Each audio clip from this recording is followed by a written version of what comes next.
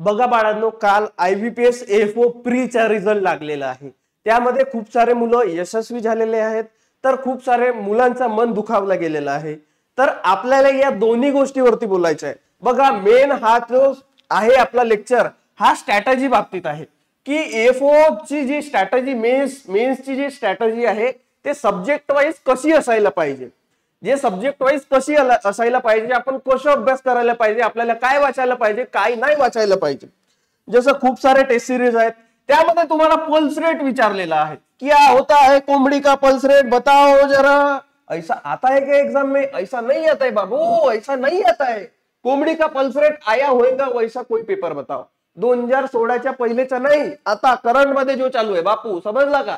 ॲग्रोनॉमीची कोणती पण व्हेरायटी दाखवा आली असेल तर इम्पॉर्टंट सोडून, जे इम्पॉर्टंट जशी मस्टर्डची मागच्या वर्षी आली होती पुसा जय किसन, या असं एकदम हायलाइटेड व्हेरायटी नाही, नॉर्मल वाले व्हेरायटी आले का? नाही ना. मग मला दाखव तू व्हेजिटेबलच्या व्हेरायटी. व्हेजिटेबलच्या कोणती व्हेरायटी आली आहे 5 वर्षामध्ये?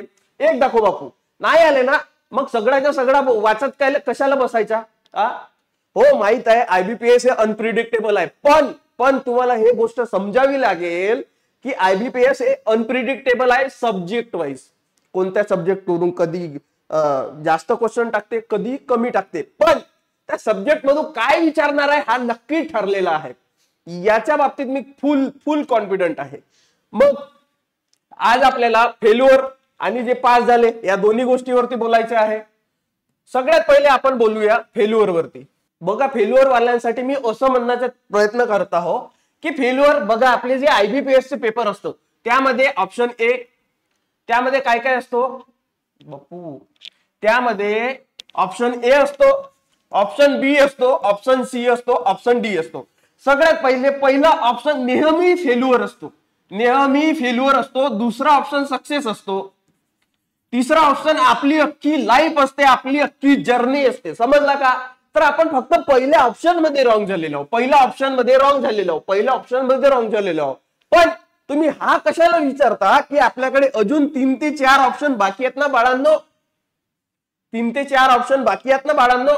बघा, हा फेल्युअर हा पडाव आहे.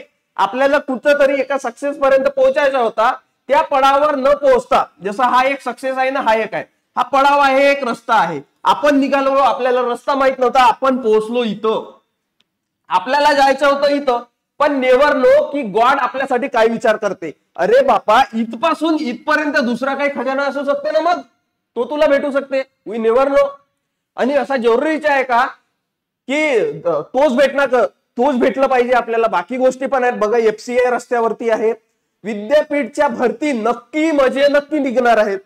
लक्षात ठेवा तुम्ही, हा सक्सेस हा प्रेम नसतो की एका झटक्यामध्ये पाहिल्याबरोबर होऊन जातो, पहिली नजर का प्यार, असा नसतो. याला अतांग परिश्रम लागतं, वेळ लागतं, कधी होते कधी नाही होत. तर आपल्याला दोन्ही गोष्टी बॅलन्स करून चालावा लागतील ना बाळांनो.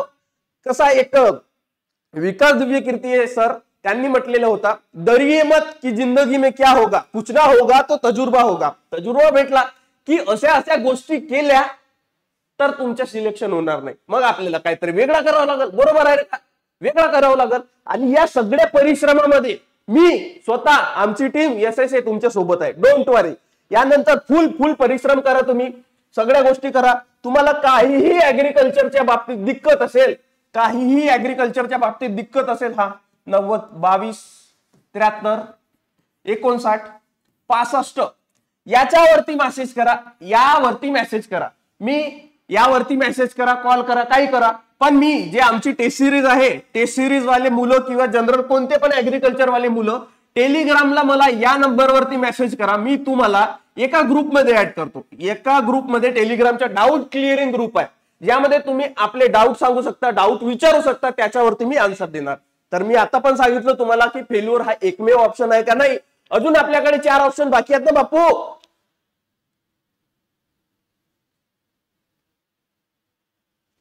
म्हणून म्हणतो, या लढाईमध्ये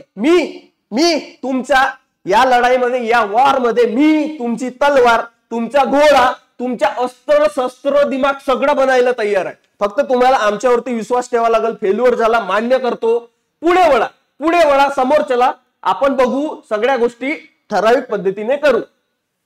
हा झाला फेल्युअर सोबत डील करण्याचा. आता आपण पासवाल्यांसाठी बोलू की आपल्याला स्ट्रॅटेजी कशी बनवायची. पासवाल्यांची दोन कॅटेगरी आहे. पासवाल्यांची दोन कॅटेगरी आहे. बघा, असे पास विद्यार्थी जे पास तर झाले हो मान्य आहे, पण त्यांची लिंक तुटलेली आहे. काय लिंक तुटलेली आहे म्हणजे हो गुरुजी, लिंक म्हणजे बघा, 1-1.5 वर्ष आले त्यांनी पुस्तकला ऍग्रिकल्चरला हात सुद्धा नाही लावले, किंवा 2 वर्ष आले ऍग्रिकल्चरला हात सुद्धा नाही लावले. त्यांच्यासाठी एक स्टडी प्लॅन आहे. दुसरे pass with continue study. Pass with continue study. बघा, मागच्या वर्षी मी स्वतः सांगतो, माझा मित्र त्यांच्या ऍग्रिकल्चर खूप चांगला होता, माझ्या सारखाच होता. पण हा जेव्हा कट ऑफ आपला मागच्या वर्षी 33-32 लागलेला होता, त्याला फक्त 30 पडले. अभ्यास तर बरोबर होता, पण मग असे का पडले. त्या पठ्ठ्यानं वेगळ्याच टॉपिक वरती फोकस केले, जे विचारत नाही, ज्यांचा तेवढा भार नसे. त्याला म्हटलेलं होतं मी की याच्यावरती फोकस नको करू बापू, ये आएगा नहीं तोहार जिंदगी में ये पेपर में आएगा नहीं तोहार. पर उसने सुना नहीं और उसने किया अपने मर्जी से, रह गया ना. मग म्हटलं मला बापू तुला सांगितलं होता, बरोबर सांगितलं होतं, मी केलं नाही. म्हणून तुम्ही लक्ष ठेवा.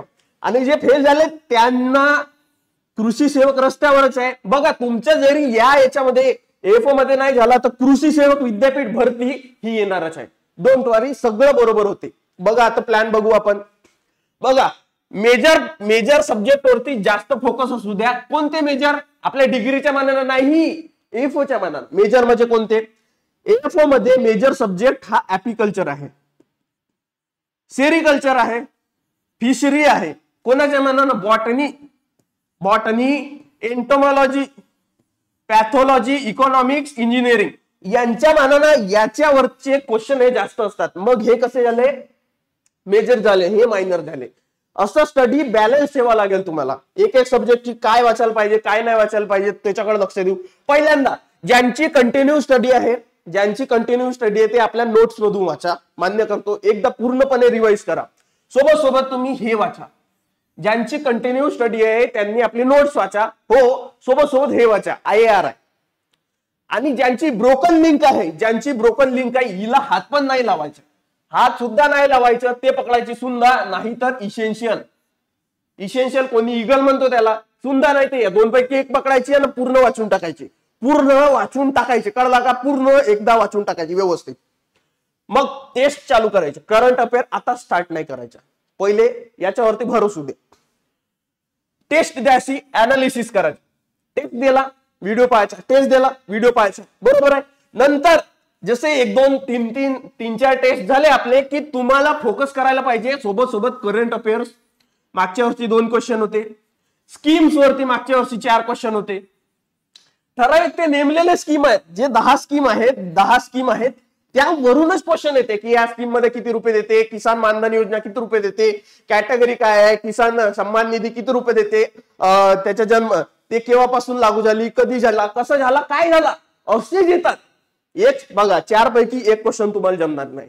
हा मनाला हात ठेवून तुम्ही समजवा स्वतःला की 4 पैकी जे स्कीमचे 4 क्वेश्चन आहेत ते तुम्ही 1 क्वेश्चन तुम्हाला जमणार नाही. हा मान्य करा. या करंट मधून तुम्हाला 1 क्वेश्चन जमणार नाही, 1 जमणार आहे. मग जास्त या करंट वरती फोकस करायला परवडते का? नाही, पण करावं लागेल एक लिमिटेड पद्धतीने. बघा, हा जेव्हा केला आपण स्कीम्स वगैरे सगळं झालं तरी पण आपल्याला टेस्ट देणं सोडायचं नाही आहे. तुम्हाला सांगतो ऍग्रिकल्चरची जे मेन्स आहे त्यासाठी 5 टेस्ट फुल लेंथ टेस्ट म्हणत आहोत, सफिशियंट आहेत, फार सफिशियंट आहेत. पण जर आपल्याला एकदम शॉर्ट एकदम जास्तच पाहिजे पर्सेंटेज, आपला विनिंग पर्सेंटेज, त्यासाठी आम्ही काढलेली टेस्ट त्यामध्ये किती आहेत? 20 टेस्ट आहेत. ते डिझाईन अशा पद्धतीने केलाय की सगळे गोल. ऍग्रिकल्चर असा विचार करा, ऍग्रिकल्चर चिमणीचा डोळा आहे आणि आपण अर्जुन आहोत. ऍग्रिकल्चर चिमणीचा डोळा आहे ना, आपण अर्जुन आहोत. आपल्याला तो डोळा फोडायचा आहे, आपल्याला फक्त चिमणीचा डोळा दिसलं पाहिजे. हे 20 टेस्ट त्या डोळा फोडण्यासाठीच बनवलेले आहेत. आता आपण सब्जेक्ट वाईज अनालिसिस करू. इथं आपल्या IBPS AFO ऍग्रिकल्चर फील्ड ऑफिसरची जी मेन्स असते त्यामधून सगळ्यात इम्पॉर्टंट टॉपिक जो आहे तो अॅनिमल हजबेंडरी आहे. अॅनिमल हजबेंडरी 8 ते 10 क्वेश्चन असतात. किती? 8 ते 10 क्वेश्चन कुठंच नाही गेले ह्या विषयातून. सगळ्यात मेजर आहे. तुम्हाला सांगितलं, मी जसं म्हणता तुम्ही एकदा करून तर पहा. या लढाईमध्ये, या वॉर मध्ये मी तुमची तलवार, ढाल, घोडा सगळं बनायला तयार आहे, पण तुम्हाला माझ्यावरती विश्वास ठेवा लागेल. बघा, हे जे अॅनिमल हजबेंड्री आहे, टर्मिनॉलॉजीज करायचे, टर्मिनॉलॉजीज. एखादी भलतीनं भलती बुक पकडायची, पूर्ण नाही, लिमिटेड टर्मिनॉलॉजी तिथूनच येणार आहे. जसं मी व्हिडिओ बनवलेले आहे युट्यूबवर, SSA ऍग्रिकल्चर युट्यूब चॅनल, तिथे बघा अॅनिमल हजबेंडरीचे 2 लेक्चर अपलोड केलेले आहेत लाईव्ह सेशन मध्ये, लाईव्ह फीड मध्ये. तिथे जितके पण टर्मिनॉलॉजीचे तितकेच वाचायचे, फक्त तितकेच वाचायचे. एक नंबर कॉन्सेप्ट वरती येणारच, येणार म्हणजे येणार. नंबर कॉन्सेप्ट म्हणजे गुरुजी, म्हणजे बघा गायीच्या जेस्टेशन पिरियड किती आहे, गायीचा जेस्टेशन पिरियड किती आहे. जसं मागच्या वर्षी कोणाच्या विचारला होता, आपली ओइस्टर सायकल, कोणाची ओइस्टर सायकल, शिपची किती आहे, शिपची आहे 17 दिवस. बाकी जनावरांची किती आहे, 21 दिवस. कॅमलची किती आहे, 10 दिवस. हे जे नंबर्ड कॉन्सेप्ट आहे हे आपल्याला येणार म्हणजे येणार. एक क्वेश्चन येणार, पक्का येणार, म्हणजे फुल गॅरंटी. नंतर काय वाचायचे, ब्रीड्स. मग सगळे ब्रीड वाचत बसायचे नाही, इसेन्शियल पकडायचे, नाही तर IRI पकडायचे. जिथं जेवढ्या ब्रीड दिल्या पूर्ण वाचायचे. मग ब्रीडचं सगळंच वाचायचं का, जसं गीर आहे, सहीवाल आहे, रेड सिंधी आहे. मग ह्या इंडिव्हिज्युअली यांच्या लॅक्टेशन पर्सेंटेज ऍड करायचं, लॅक्टेशन लेंथ वाचावं लागेल का सर. बया तू पागल आहेस. जर तू एवढे वर्ष झाले तू पेपर देत आहे, तुला काही समजत नाही तर तू बया. म्हणण्याचं तात्पर्य सिंगल नाही वाचणे का, की गिरच्या लॅक्टेशन लेंथ किती आहे, सहीवालच्या किती आहे, रेड सिंधीच्या किती आहे, यांच्या वजन इंडिव्हिज्युअल किती आहे, काहीही गरज नाही. जनरल लक्षात ठेवायचं. जनरल जसा विचारते, गायीचे लॅक्टेशन लेंथ किती आहे, बापू तुला गिर विचारेल, रेड सिंधी विचारेल, तुला 275 ते 280 याच्यावरतीच फोकस करावं लागेल. आगे बढ़ने का नाही, इसको छोड़ के मनमानी काही ना काही वाचत बसायचं नाही. गायीचा रंग इम्पॉर्टंट नाही, गायीचा रंग वाचायचा नाही. गायीचा ओरिजिन इम्पॉर्टंट आहे, तो वाचायचं. हो वाचायचं. ओरिजिन वाचायचं, तो कामाचा आहे. म्हशीचा रंग इम्पॉर्टंट आहे, म्हशीचे हॉर्न्स इम्पॉर्टंट आहेत. रंग इम्पॉर्टंट नाही म्हशीचे हॉर्न इम्पॉर्टंट आहेत. जसं सुरतीचा विचारला होता, सिकल शेप्ड हॉर्न. नागपुरीच्या कोणता आहे, तलवार सारखे. अशा पद्धतीने अभ्यास करायचा. मग सगळ्यात जास्त फेवरेट जे आहे ना त्यांची शीप आहे. शीप मला तरी वाटतं यावर्षी शीप वरती एक क्वेश्चन येईल, शीपच्या ब्रीड वरती. बघूत, मला 80% वाटते. त्यांचं काय बाई दिमाग फिरला, गाई म्हशीच्या कशाच्या पण विचारू शकतात. तर मग फक्त ब्रीड पूर्णच वाचायचे का पुस्तक नाही, एकतर इसेन्शियल पकडा, नाही तर मी व्हिडिओ अपलोड केलेले आहेत, त्या व्हिडिओ मध्ये बघा, तितकेच वाचायचे. त्याच्या वरती आले ना बाटू, मिशी कापून टाकेन आपली, मिशी कापून टाकेन आपली वाली. समजला का. आगे मिल्क टेक्नॉलॉजी वरती एक क्वेश्चन असणार. मागच्या वर्षी कोणता आला होता, लॅक्टोमीटर हा कशासाठी असतो, मागच्या वर्षी आला होता. मिल्क टेक्नॉलॉजी पूर्ण पाठ करून टाका. इसेन्शियल IRI कोणते बुक पकडा, मिल्क टेक्नॉलॉजी काय दिलाय, मिल्क कशाने सिक्रेट होतो, प्रोलॅक्टिन पासून बनते, कशाने होते, ऑक्सिटोसिन पासून निघते, हे काय आहे सगळं. मिल्क मध्ये कोणतं विटामिन असते, कोणता काय असते, विटामिन A असते का, त्याच्या किती असते, इन्सुलिन कोणत्या जनावरांच्या मिल्क मध्ये, अशा सगळ्या ज्या जनरल टर्म्स आहेत ते वाचून टाका. जसा 2023 मध्ये आला होता, हीट डेसिकेटेड प्रोडक्ट कोणता आहे, फर्मेंटेड प्रोडक्ट कोणता आहे, हे आहेत ना जनरल टर्म मिल्कचे पूर्ण वाचून टाका. डिसीज किंवा मॅनेजमेंट म्हणजे केअर अँड मॅनेजमेंट, यापैकी एक क्वेश्चन येईल किंवा 2 येतील. एकतर एक येईल किंवा 2 येतील, एक येईल किंवा 2 येईल, पण येणार जरूर. आएगा तो आएगा, मैंने बोला ना तो आएगा, नहीं आए तो मूछ काट डालेंगे, ये दिख रहा है मूछ काट डालेंगे. डिसीज मागच्या वरती ब्रुसेलोसिस आला होता. ब्रुसेलोसिस अवॉइड करण्यासाठी काय करेंगे, फिशरीजचे नेहमी 2 ते 3 क्वेश्चन असतात. तर तुम्हाला वाटेल तर करा, नाही वाटेल तर नको करा. पण जनरल जे टर्म्स आहेत, एनाड्रोमस काय, कॅटांड्रोमस हा काय, हे वाचायला लागेल तुम्हाला. काय माहिती ना, जनरल आहेत. आगे ह्याला ASDSचा पार्ट, हॉर्टिकल्चर कसं वाचायचं. सगळ्यात पहिले हॉर्टिकल्चरच्या सगळ्या प्रॅक्टिसेस आहेत. टर्मिनॉलॉजीज म्हणजेच प्रॅक्टिसेस. सगळे जे प्रॅक्टिसेस आहेत ते तुम्हाला मुपाट पाहिजे. प्रॅक्टिसेस. पोलार्डिंग म्हणजे काय होते, प्रॉपिंग म्हणजे काय होते, प्रॉपिंग म्हणजे होते आधार देणे. एखादी माझी मैत्रीण रडत आहे तर मी तिला आधार देतो, खांदा देतो, घे इथं चेहरा मांड रड, असा आपण आधार देतो ना एखाद्या मुलीला. रडत आहे माझी मैत्रीण, तर तसा एखाद्या झाडाला, एखाद्या बांबूने आधार देता हो तो उसको क्या बोलेंगे, प्रॉपर प्रॉपिंग बोलेंगे ना. अशा सगळ्या ज्या टर्मिनॉलॉजी असते तुम्हाला वाचावंच लागल.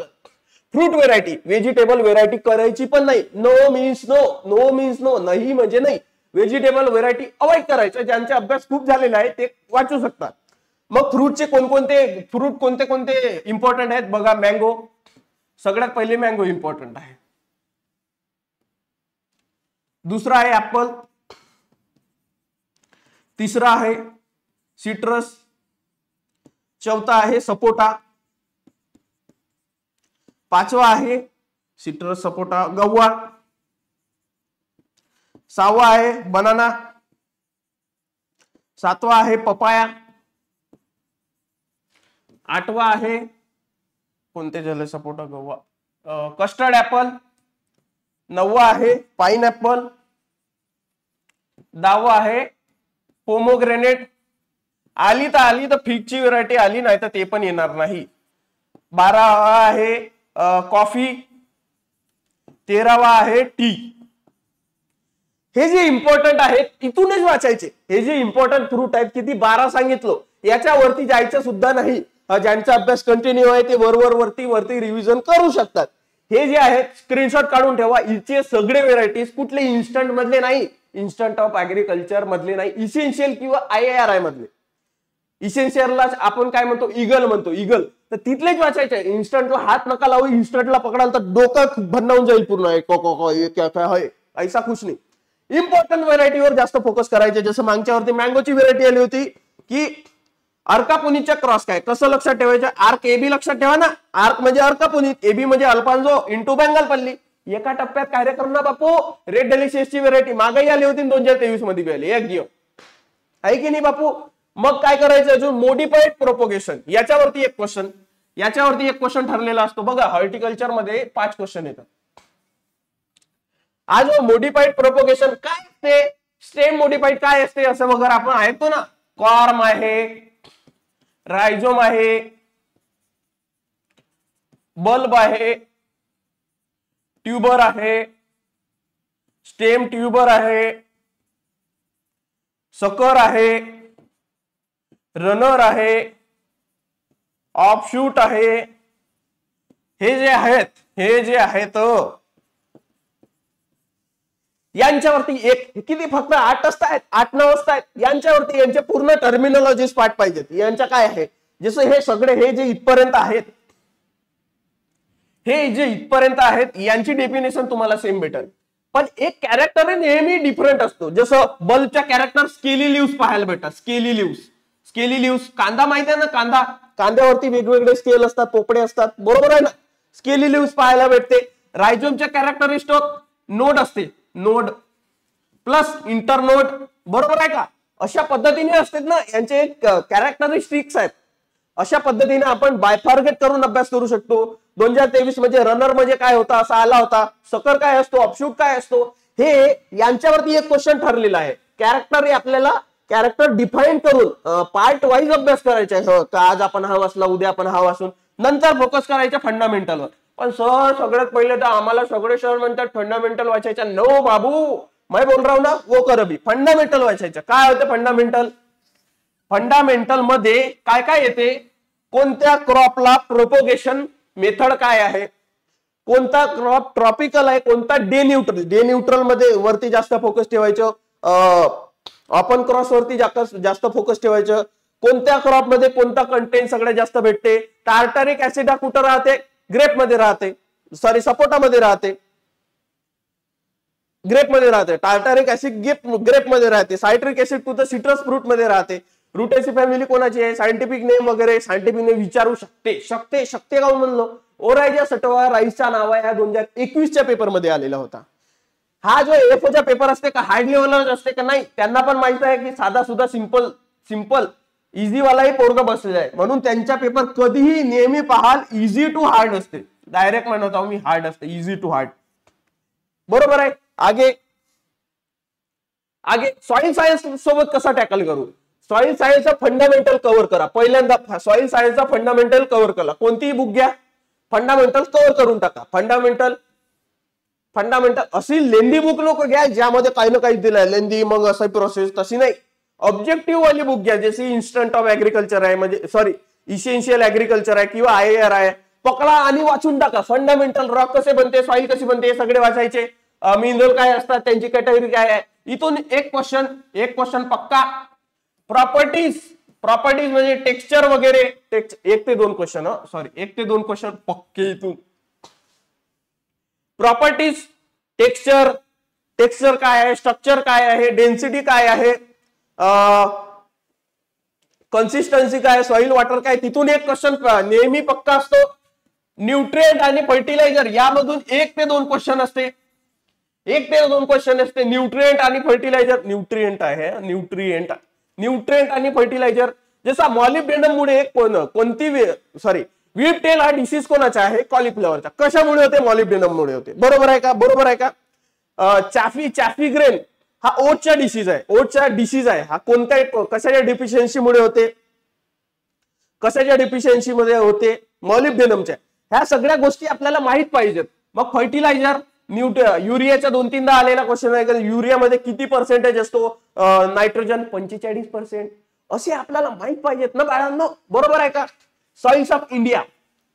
मग कसे येणार याच्यावरती क्वेश्चन बघा. यावरती कसे दिले राहतात, कॅरेक्टरिस्टिक दिले राहतात. एखाद्या सॉइलचे कॅरेक्टरिस्टिक दिले राहतात आणि विचारते ओळखा सॉइल कोणती आहे, पहिचान कौन सी सॉइल आहे. प्रॉब्लेमॅटिक सॉइल, ऍसिड सॉइलचे कॅरेक्टर दिले राहतील, सलाइन सॉइलचे ओळखा एक कोणती सॉइल आहे, असे राहतात. बरोबर आहे. एका टप्प्यात कार्यक्रम. आगे का सब्जेक्ट पॅथॉलॉजी आणि एंटोमॉलॉजी. सगळ्यात पहिले तुम्हाला सिम्पटम वरती फोकस करायला पाहिजे. मग सर आमच्याकडे तर एकच तो सिम्पटम असते, झाड आमचा वाढून जातो, म्हणजे wilting of plant and dye, आखरीला झाडाला आपण मारून टाकतो, हा झाला आमचा सिम्पटम्स. तसे नाही. सिम्पटम्स म्हणजे विल्ट म्हणजे काय असते, ब्लाइट म्हणजे काय असते, डायबॅक म्हणजे काय असते, असे जे स्पेशल आहेत. रस्ट म्हणजे काय असते, हे तुम्हाला मुपाट पाहिजे. जसं ब्लाइट मध्ये डायरेक्ट झाड जळतो, इन्स्टंट डेथ होते. एकदा ब्लाइट झाला ना, लेट किंवा अर्ली कोणता पण ब्लाइट असो, झाड डायरेक्ट मरतो बापू, मर जाता है वो. असे तुम्हाला पाठ पाहिजे. डायबॅक मध्ये वरून खाली मरत येते. इसको काय बोलते, डायबॅक बोलते. रस्ट म्हणजे पिवळे धब्बे पडतात, लाल धब्बे पडतात पानावरती. बरोबर आहे का. असे इंटिग्रेटेड प्लांट मॅनेज वरती लक्ष द्यायचं. Integrated plant management. Trap crop जसं मागच्या वरती विचारलेला होता. मारीगोल्ड हा कशाच्या, टोमॅटोचा ट्रॅप क्रॉप आहे.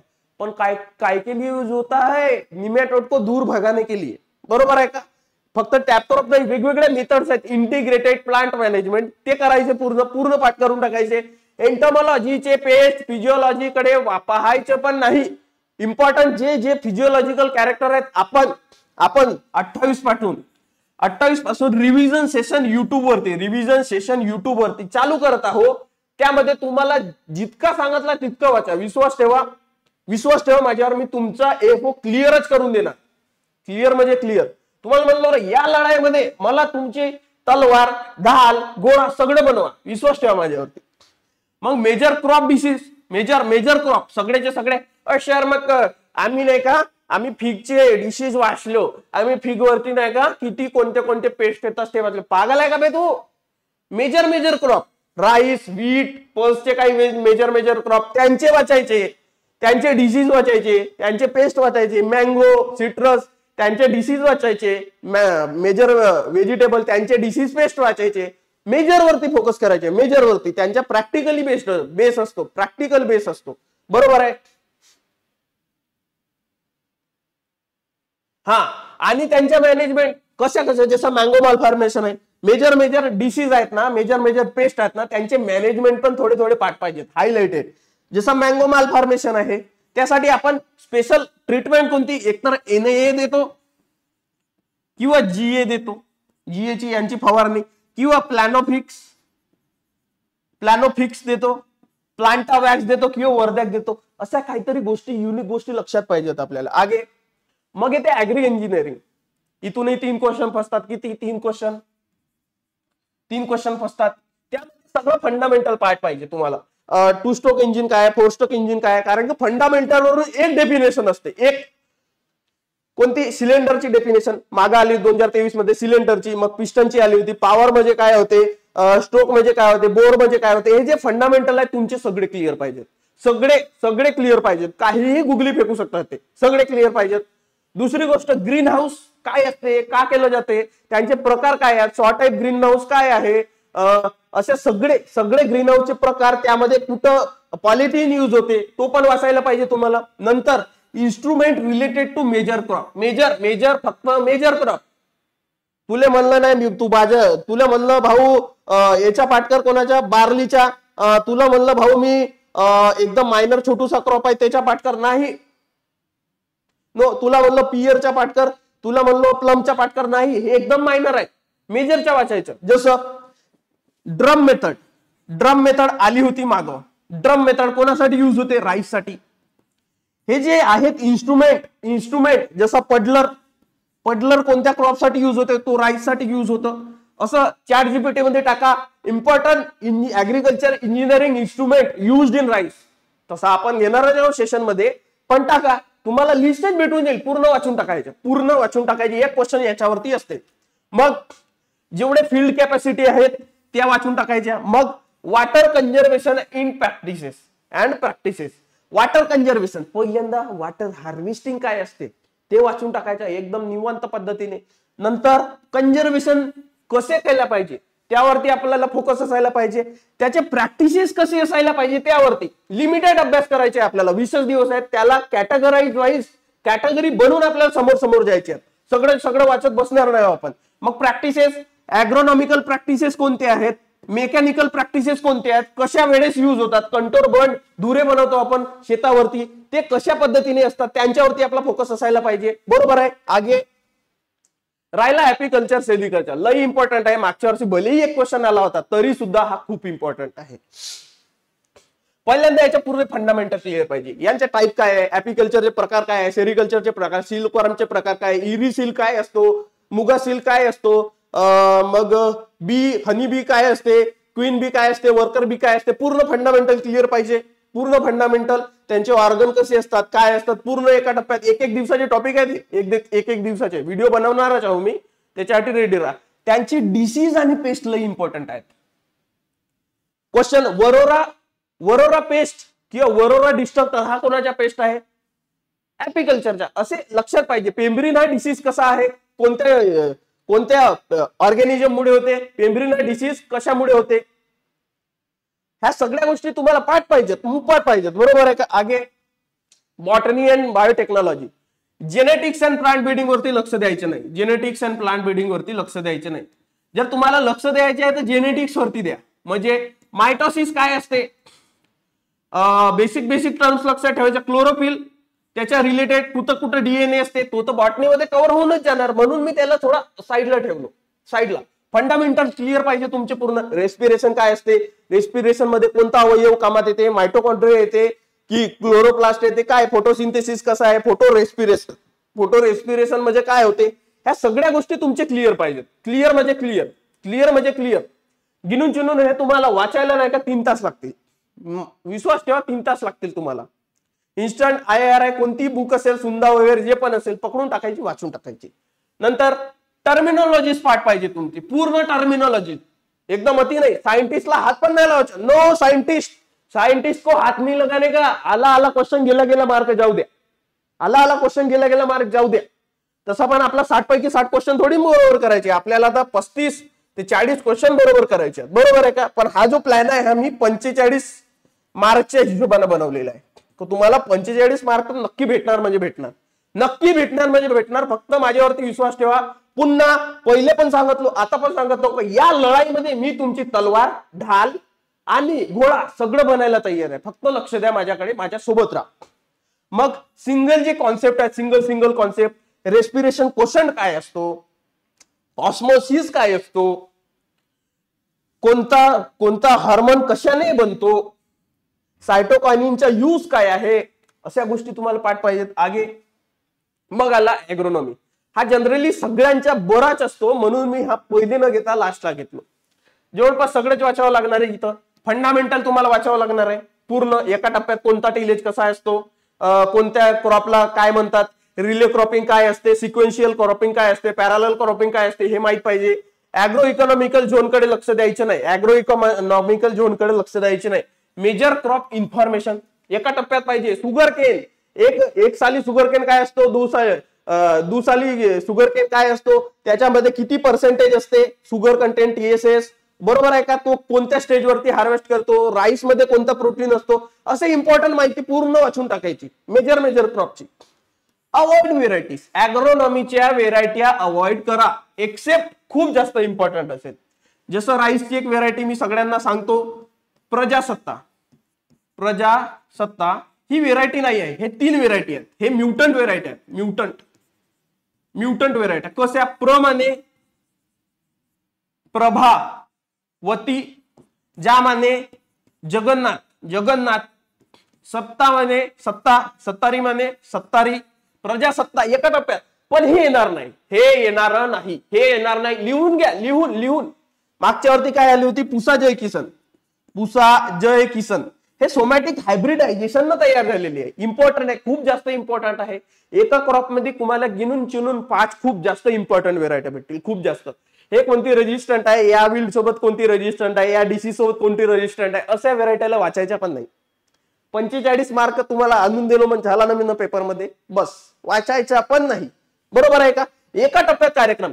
नंतर एक्सटेन्शन आणि इकॉनॉमिक्स याच्यावरती तर फोकसच नाही करायचं. या आयंगा बी नाही, एक आला तर आला क्वेश्चन, नाही तर नाही. बरोबर बेसिक वाचून ठेवायचे झाला. एक्सटेन्शनचे बघा 1 ते 2 क्वेश्चन असतात. मागच्या वरती रिझल्ट डेमॉन्स्ट्रेशन वरती आला होता बघा. ज्या गोष्टी प्रॅक्टिकल बेस्ड दिसतील ना तुम्हाला, प्रॅक्टिकल बेस्ड त्याच्यावरती फोकस असू द्या. मूव्हर काय असतो, कल्चर काय असतो, टॅबू काय असतो, बरोबर आहे का. एक्सटेन्शन म्हणजे काय होते, तो एज्युकेशन म्हणजे काय होते, टीचर म्हणजे काय होते, लर्नर ऍटिट्यूड म्हणजे काय होते, बरोबर आहे का. कोणत्या येणं काय दिलं, कोणत्या येणं तो दिलं, काय दिलं, अशासोबत आपल्याला काहीही लेनदेन नाही. ज्या प्रॅक्टिकल बेस्ड आहेत त्या गोष्टीवरती फोकस असू द्या. इन्स्टंट पकडायचे, वाचून टाकायचे. कोणत्या सायंटिस्टने कोणता मॉडेल दिलाय याच्यासोबत आपल्याला लेनदेन नाही. नो लेनदेन. ज्या गोष्टी कोणत्या सायंटिस्टचे आल्या एक्सटेन्शन मध्ये अवॉइड करून टाकायच्या, अवॉइड करणार नाही का, बरोबर आहे का. प्रॅक्टिकल बेस्ड वरती जायचं, प्रॅक्टिकल बेस्ड. मग तुम्ही म्हणाल हो सर तुम्ही इतका प्रॅक्टिकल विचारता म्हणता, तर मला सांगा माग आला होता की काऊला बसण्यासाठी किती जागा लागते, किती स्क्वेअर फीट. मग आता मला सांग बापू, तू जेव्हा एफओ बनशील, जेव्हा तू फार्मरला काऊ लोन देशील त्याच्या कोठा बनवण्यासाठी, कोठा म्हणजे हाऊसिंग कोणाची, काऊची. तर बापू तुला माहित पाहिजे ना काऊला बसण्यासाठी किती ठिकाण लागते. झाली ना प्रॅक्टिकल. इतका अंदाज आपल्याला, लॉजिकल, आपला कॉमन सेन्स चालू असायला पाहिजे. सगळं आपल्याला क्वेश्चन नाही येत मान्य करतो, पण आपला लॉजिक चालू असायला पाहिजे, ऍक्टिव्ह माइंड असला पाहिजे हर वेळेस क्वेश्चन सॉल्व्ह करता.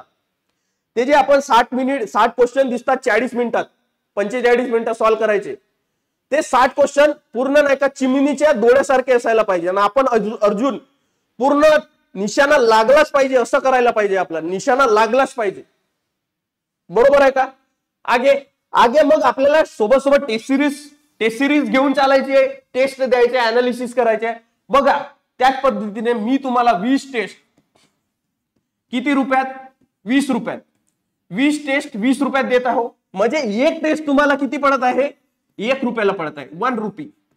हो मान्य करतो काही जीएसटी आहे, जीएसटी आणि इंटरनेट चार्जेस आहेत, पण ते आमच्या हाती नाही. वो गव्हर्नमेंट के हात में, बरोबर आहे का. इथं अशा पद्धतीने कव्हर केलेले आहेत बघा. स्टार्टिंगचे 3 टेस्ट हे कॉन्फिडन्स बुस्टर आहेत. काय कॉन्फिडन्स बुस्टर, एकदम एमसीआर लेवलचे, एकदम बेसिक क्वेश्चन, म्हणजे सगळ्या सब्जेक्टच्या व्यवस्थित रिव्हिजन झाल्या पाहिजे त्यासाठी बनवलेले आहेत कॉन्फिडन्स बुस्टर. यांची टायमिंग सुद्धा मी 60 मिनिट ठेवलेली आहे, 60 मिनिट. मग जे चौथी टेस्ट हिची टायमिंग मी 60 मिनिट ठेवलेली आहे. या चौथ्या टेस्ट पासून A4 लेवल चालू होतो डायरेक्ट. मग जे 5वी टेस्ट ते 20 टेस्ट यामध्ये 45 मिनिट टायमिंग आहे, बरोबर आहे का. सगळ्या गोष्टी व्यवस्थित पद्धतीने कव्हर केलेल्या आहेत. तर व्यवस्थित पद्धतीने तुम्ही लावा. तुम्हाला स्वतःवरती जेव्हा 20च्या 20 टेस्ट द्याल किंवा ऍटलिस्ट 10 तरी टेस्ट द्याल ना तुम्ही, तुम्हाला स्वतःवरचा फरक समजेल. पण केव्हा, जेव्हा तुम्ही याच्या सोबतचे व्हिडिओ लेक्चर्स करा. व्हिडिओ लेक्चर्स तुम्ही एकदा व्हिडिओ लेक्चर पाहाल ना, टेस्ट दिली व्हिडिओ लेक्चर पाहिला, खूप मुलांना असते ओव्हर कॉन्फिडेंट की काय अपन को तो आताच है ना बापू, अपन को तो आताच है ना बापू, क्या लेक्चर देखू और क्यों अपना टाइम बर्बाद करू बापू. 1 घंट्याची टेस्ट आणि 1 घंट्याचा व्हिडिओ. हा व्हिडिओ तू 1.5x च्या स्पीडने पाहिला ना, अर्धा तास लागल तुला खूपच खूप. कुठं बसलाय, चाय पिताय, काय करताय पाहून टाकायचं. एक्स्ट्रा जानकारी भेटते आपल्याला. मास्टरला आपल्यापेक्षा जास्तच जानकारी असते, हे तुम्हाला दिमागात ठेवाच लागेल, डोक्यामध्ये ठेवाच लागेल. बरोबर आहे का? अशा पद्धतीने आपण आपल्या गोष्टी ठराविक पद्धतीने चालू द्यायला पाहिजे. बघा हे आपली टेस्ट सिरीज जॉईन करा तुम्ही. SSA app, Shubham sir academy app, ते का त्यामध्ये जा, पेड कोर्सेस मध्ये जा. तेथून पहिलीच तुम्हाला दिसेल, नाही तर दुसरी तिसरी दिसेल. AFO टेस्ट बॅच ओपन करा, 20 रुपये पेड करा, काही GST चार्जेस आणि अनलॉक करा. त्यामध्ये तुम्हाला काही demo teaching, demo test, demo lectures available आहेत, ते पाहू शकता तुम्ही. चला ही होती आपली स्ट्रॅटेजी. So don't worry. मी तुमचा पुन्हा पण सांगतो की सक्सेस असं नाही आहे. सक्सेस हा पहिलं प्रेम नाही आहे की पाहता बरोबर मेरे को मिल जाए, असं नसते. ते प्रोसेस असते, ते कंटिन्यू प्रोसेस असते. ते कंटिन्यूड प्रोसेस असते की जे प्रोसेस आपल्याला कंप्लीट करावंच लागणार, तेव्हा कुठं सक्सेस मिळेल. सांगितलं ना, तुम्ही माझ्यावर विश्वास ठेवा. मी तुमची तलवार, ढाल, घोडा सगळं बनायला तयार आहे. फक्त तुम्ही माझ्यासोबत राहा. मी सोबत 27-28 पासून किंवा 28 पासून रिव्हिजन लेक्चर्स चालू करत आहोत. रिव्हिजन लेक्चर्स चालू करत आहोत युट्यूब वरती. आणि ते एक्झॅक्ट A4 लेवल असेल, A4 लेवल मेंटेन असेल त्यामध्ये. म्हणजे जे पेपर मध्ये येते तसेच पद्धतीचे घेतलेले आहेत. फालतू टीचर सारखे नाही की हा मला हा येते ना मी हाच शिकवणार फक्त, मला हा येते मी हाच शिकवणार फक्त, अशातला प्रकार नाही. जो A4 के लिए इंपॉर्टंट है वहीच पढ़ाएंगे अपन बापू. SSA म्हणजे पूर्ण क्वालिटी काम आहे. शुभम सर अकॅडमी म्हणला तर क्वालिटी. आपण जास्त प्रमोशन करत नाही, आपला लिमिटेड काम असते. बरोबर आहे का? कुणाला कशाही पद्धतीचा डाऊट असेल या नंबरवरती कॉन्टॅक्ट करा. हा नंबर, हा माझा आहे नंबर, तिसरा वाला 9022735965. ऍग्रीवाले जितके पण मुलं असतील मला टेलिग्राम वरती हाय पाठवा. मी तुम्हाला एका डाऊट ग्रुप मध्ये ऍड करेन. त्यामध्ये तुम्हाला टेस्ट रिलेटेड कोणत्याही गोष्टी रिलेटेड तुम्ही बॅच लावा अथवा नको लावा, तुम्ही ते जॉईन करा. तिथं तुम्हाला कसाही डाऊट असेल तुम्ही तिथं टाका. मी स्वतः तिथं हनुमान बनून तुम्हाला राम समजून तुमची मदत करेन. बरोबर आहे का? चला सगळ्यांना बाकी दिवाळी व्यवस्थित, सगळे खचून जाऊ नका. दिवाळी व्यवस्थित मनवा. आपल्या आई वडिलांसोबत सगळ्यासोबत व्यवस्थित दिवस घालवा. तर सगळ्यांना माझ्याकडून हॅपी दिवाळी. असे फटाके फोडा की इकडून ह्या गल्लीपासून त्या गल्लीपर्यंत आवाज गेला पाहिजे. चला मग भेटूया आपण दिवाळीच्या नंतर.